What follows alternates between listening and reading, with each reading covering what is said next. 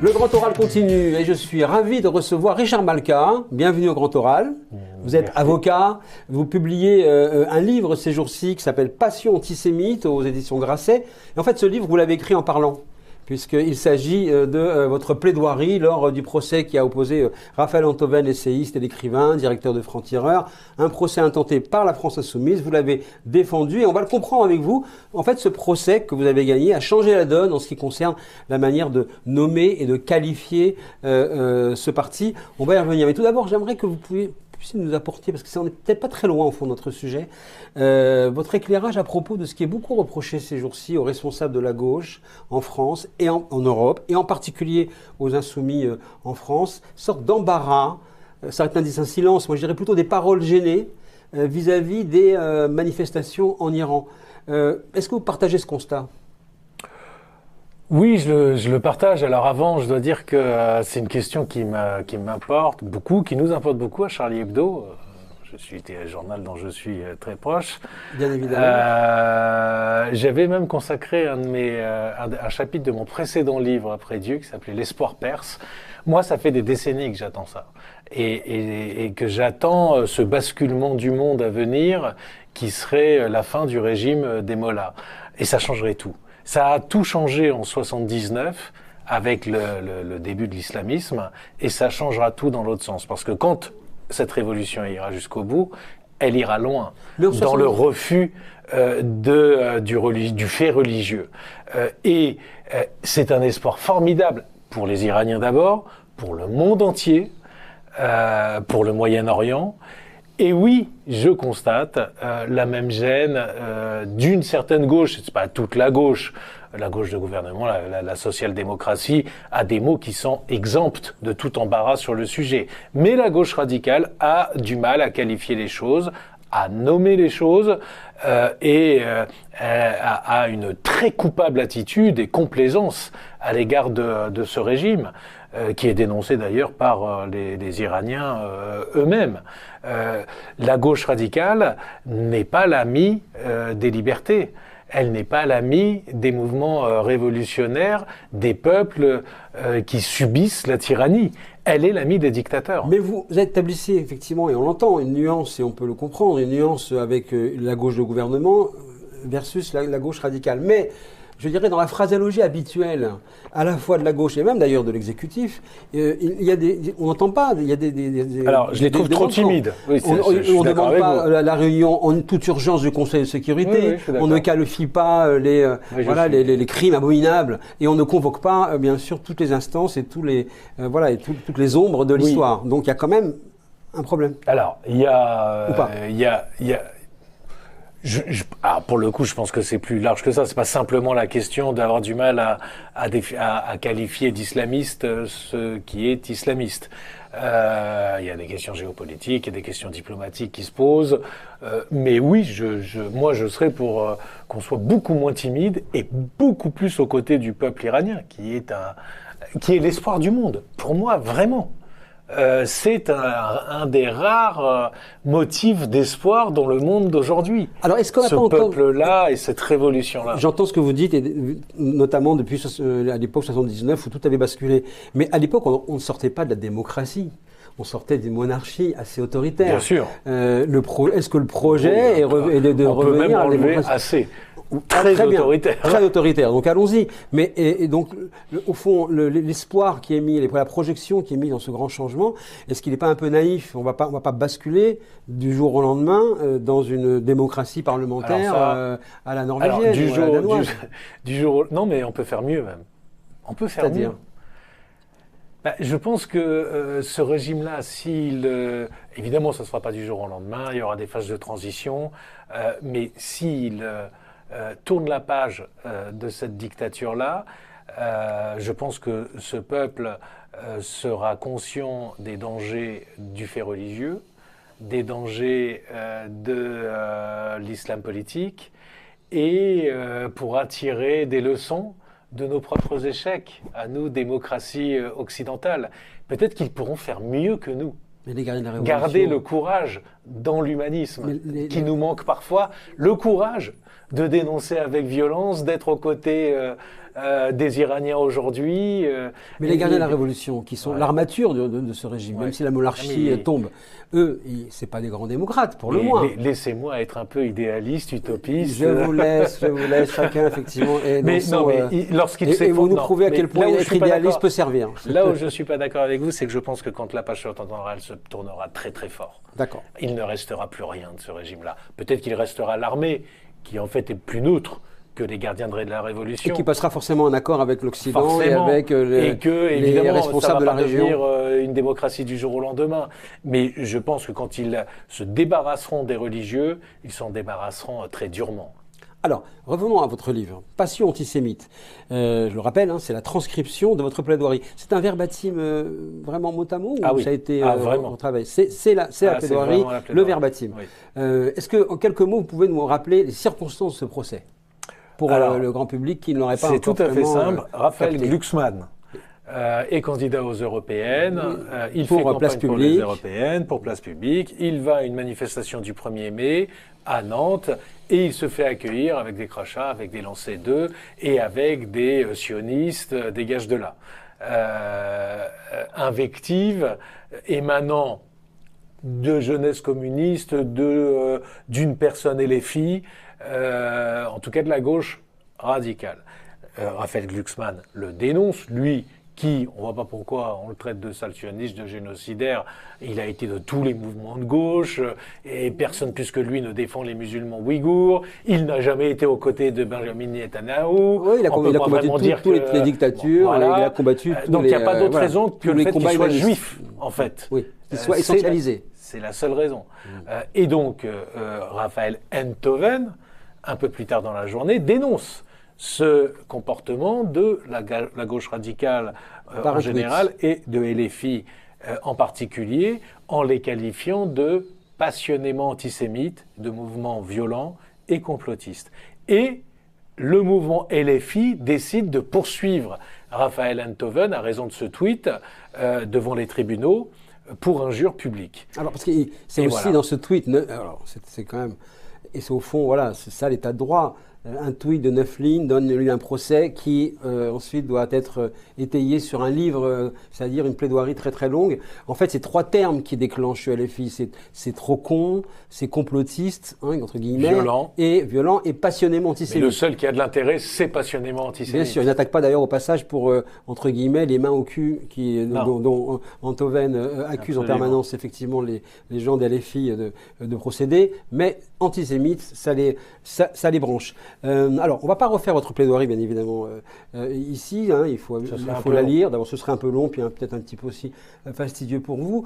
C'est juste, il faut dire, comme c'est un texte très important, peut-être plus important qu'il était donné de lire et d'entendre récemment. Et c'est en fait un événement politique, parce que Passion antisémite peut être le J'accuse du XXIe siècle pour l'antisémitisme. Mais une question de coulisses. Au moment où vous prenez la parole, vous savez que vous allez gagner ?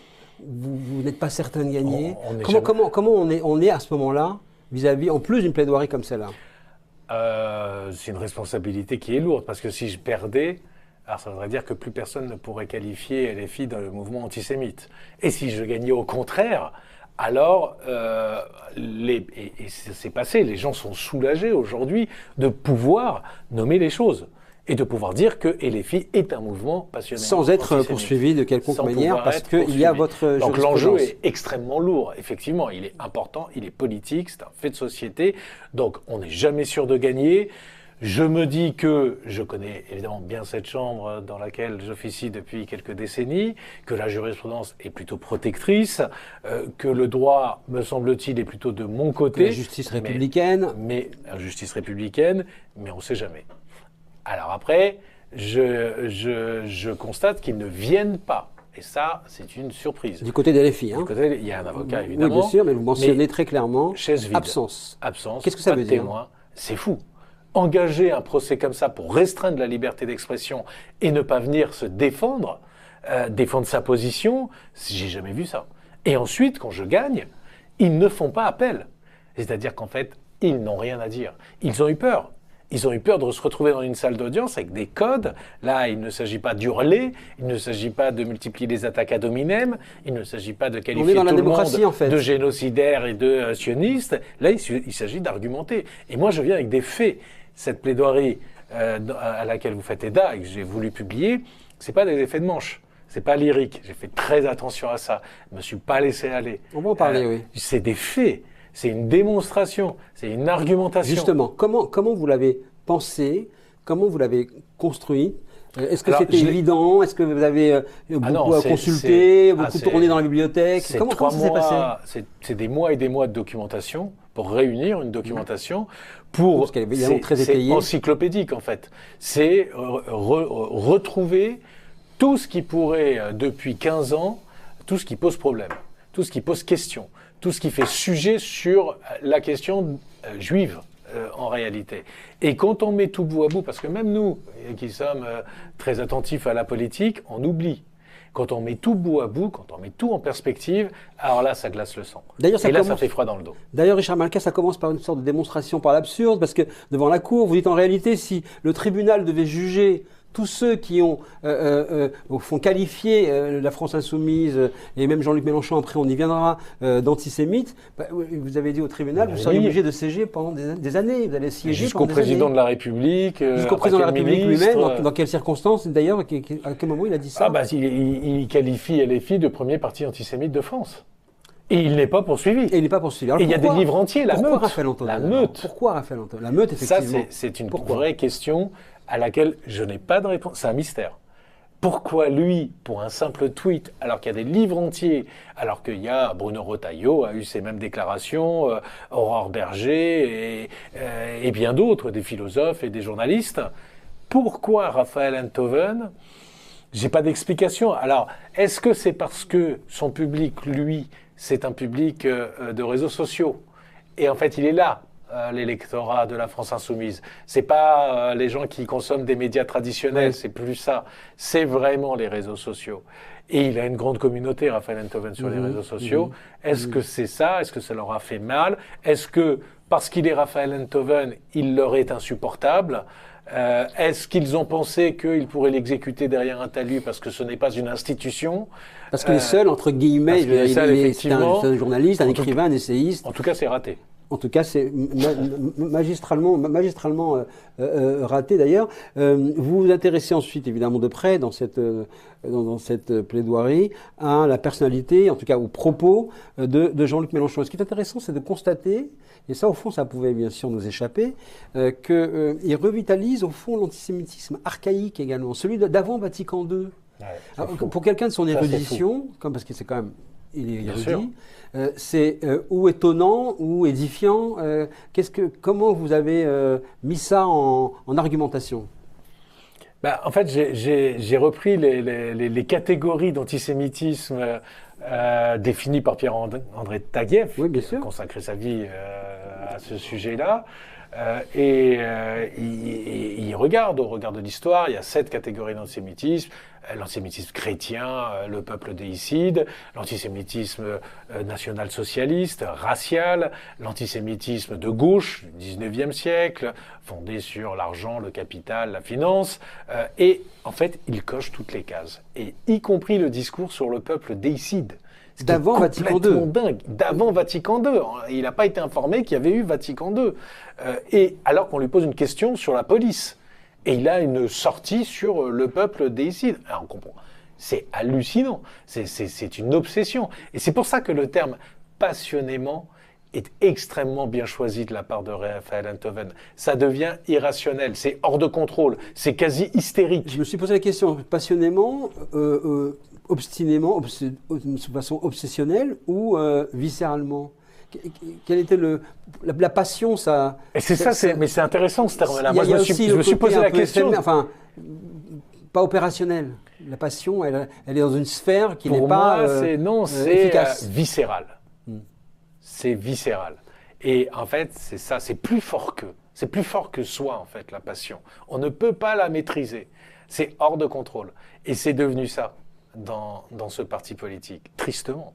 Et parce que c'est peut-être un petit peu aussi... C'est tragiquement dommage d'accoler beau terme de passion, hein, celui de l'antisémitisme. On se dit quand même que voilà, ils ont des propos lapidaires, hein, parce que les militants de LFI qui condamnent et qui pointent les juifs pour des questions d'antisémitisme, et il faut des mots et des mots et des mots et des pages pour leur répondre. Il faut, il faut faire ce travail. Et j'ai tenu à mettre les documents à la suite du texte. Oui, les documents émanant de LFI. Oui. Les tweets, les blogs de Jean-Luc Mélenchon, qu'on puisse se rendre compte, qu'on puisse vérifier si on ne me croit pas. Il faut faire ce travail pédagogique. Il faut rappeler ce que Jean-Luc Mélenchon disait des meurtres de Mohamed Merah. Il faut rappeler les caricatures. Qu'est-ce qu'il disait en un mot ? Il revisitait complètement ces meurtres en disant mais en fait c'est un complot du système pour pointer du doigt les musulmans. Les meurtres d'une petite fille de 3 ans pistolée sur la tête. Il y avait déjà la mécanique de l'inversion accusatoire qu'on a vu exploser après le 7 octobre. La mécanique de l'inversion accusatoire. Absolument. Elle est là. Et quand je vous disais que on part de l'exécution d'une petite fille de 3 ans et on en arrive à un leader politique qui se présente aux élections présidentielles françaises en disant que en fait tout ça c'est fait pour pointer du doigt les musulmans. D'ailleurs en 2012 c'était le seul parti à ne pas avoir interrompu la campagne après l'assassinat et les attentats. Absolument. Oui, parce que pour lui c'est pas grave quand on tue des juifs. Que dit l'antisémitisme ? En tout cas c'est ce que ses actes, ses propos reflètent. Il ne manifeste pas contre l'antisémitisme, la grande manifestation contre l'antisémitisme. Il ne vient pas. Et il insulte ceux qui y participent. Et à chaque fois qu'il y a un crime antisémite, en fait, il relativise. Quand une jeune fille est violée, de 12 ans, par 2 personnes, à 5 reprises, alors c'est pas lui, c'est Émeric Caron, dit « Ah, mais pourquoi on ne parle pas du viol qui avait eu lieu et qui est tout aussi dramatique ?» Mais sa seule réponse, c'est pas de l'empathie, c'est de dire « Pourquoi on ne parle pas d'autre chose ?» Il y avait des approches obsessionnelles comme ça dans les années 30, parce qu'au fond, ça fait penser à ces militants antisémites, à ces activistes antisémites qui avaient pignon sur rue, qui avaient un journal, l'anti-juif, et qui étaient vraiment qui irriguaient une partie de la société française. Et au fond, ils ont récupéré cette tradition, pour vous, à la France Insoumise. Alors, d'abord, c'est purge après purge, ce parti s'est épuré de tout ce qui n'était pas antisémite. De plus en plus. Oui, il faut le dire aussi, il y a des Autain, Corbière, Garrido, Ruffin, ne le sont pas, et ont toujours pris position d'ailleurs contre les approches antisémites. Donc, tout en étant ultra pro-palestiniens. Bien sûr. Et ils ont le droit de l'être. Oui, bien sûr. Mais il n'y a pas eu de dérapage de leur part sur l'antisémitisme en France, parce que mon sujet, c'est ça. Absolument. D'ailleurs, vous notez que vous ne faites pas allusion aux laisse de côté aux analyses géopolitiques et sur Israël. D'accord. Qu'ils disent ce qu'ils veulent. Oui, mais c'est pour garder votre propos, je dirais, dans son intégrité. Est-ce qu'ils sont les héritiers ? C'est plus compliqué que ça, parce que eux s'inscrivent vraiment dans un antisémitisme ancien de gauche, les bourgeois, le capital. Ceux qui ne défendent pas de vieil antisémitisme du 19e siècle. Et puis, il prend effectivement le chemin géopolitique de ce qui se passe du conflit israélo-palestinien et pour revenir en France. Et donc, il y a une source un peu moderne. Mais au final, c'est toujours la même chose, c'est le juif et l'ennemi qui veut dominer le monde. Alors je vous pose cette question justement de la récupération ou de l'héritage. Avec des amalgames et des raccourcis. Oui, parce que vous avez quand même des figures de l'extrême droite française qui remercient régulièrement Mathilde Panot, Jean-Luc Mélenchon de leur prise de position, en disant ils défendent l'honneur de la France. Ouais. Donc c'est pour ça que je vous pose la question sur, au fond, l'héritage et la récupération. Est-ce que qu'est-ce qui se passe là? C'est la liaison brun-rouge, c'est quoi? Alors je rectifie, c'est pas des leaders d'extrême droite. C'est des leaders nationaux-socialistes. Là, on est chez les pires négationnistes. Alain Soral et Rivarol, qui effectivement dressent des couronnes de laurier à Jean-Luc Mélenchon. Mais ça les gêne pas, ça. Ça devrait quand même les interroger. Un instant. C'est vertigineux quand on s'y arrête. Mais non. Ça ne les interroge pas. Et si on élargit aussi encore. Et ça ne les empêche pas d'approuver des listes de juifs quand l'on dénonce, de professeurs d'université. Ça ne les dérange pas pour, semaine après semaine, continuer leur croisade amalgamant tout juif prenant la parole a un génocidaire, même s'il parle de la grippe. Mais c'est pourquoi? C'est parce qu'il faut maintenir mobiliser un fichier électoral. Il faut maintenir Probablement. Des électeurs qui sont sensibilisés à cette question par leur culture, par leur religion, par l'islam, alors que tous ne pensent pas la même chose. C'est aussi une manière de les essentialiser, de les amalgamer également. Absolument. C'est une vision des juifs et des musulmans complètement antisémites d'un côté et racistes de l'autre. Puisqu'ils imaginent que tous les musulmans sont antisémites et qu'il suffit de leur donner du discours antisémite pour qu'ils votent pour eux. En tant qu'avocat, vous êtes un petit peu aussi l'urgentiste, je dirais, du corps social. Qu'est-ce que dit l'antisémitisme aujourd'hui de cette société française, de manière plus générale, quand on parle de ce canari dans la mine, voilà, l'avant-garde, quand ça va mal pour les juifs, ça veut dire que la société est malade. Vous êtes d'accord? On vit ce moment-là? Ah bah, on est clairement dans ce moment-là. C'est toujours le symptôme d'une société qui va mal. En l'occurrence très mal. Et je pense que personne ne peut contester que la société française n'est pas en grande forme aujourd'hui. Bien sûr, c'est le symptôme d'une fracturation, d'une archipélisation, de tensions extrêmement fortes, d'un recul du politique, du populisme en marche en fait, de la démagogie en marche. La recherche de boucs émissaires, puisque c'est ça au fond, c'est une société qui va mal.